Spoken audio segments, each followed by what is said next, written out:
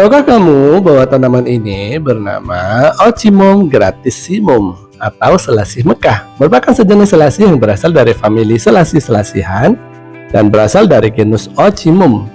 Ingat kan genus Ocimum itu apa? Itu loh kemangi yang masyhur itu. Ekstrak selasih Mekah berpotensi untuk digunakan sebagai obat bius pada ikan. Selasih Mekah menunjukkan aktivitas farmakologis, diantaranya anti-hiperglikemik, hipoglikemik, anti-inflamasi, anti-diare, anti-anemia, hepatoprotektif, anti-hipertensi, antibakteri, dan anti-jamur.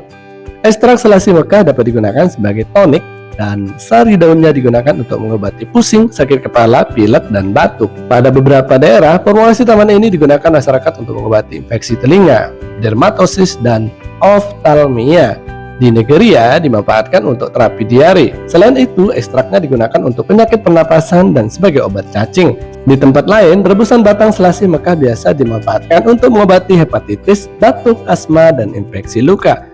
Sementara itu, bunganya digunakan sebagai aromatizer dalam berbagai makanan. Selasih Mekah ini juga dapat digunakan dalam campuran pasta gigi dan obat kumur terapi topikal. Ia juga digunakan sebagai obat penurun panas, malaria, hingga digunakan sebagai sumber obat untuk orang yang hidup dengan HIV dan AIDS.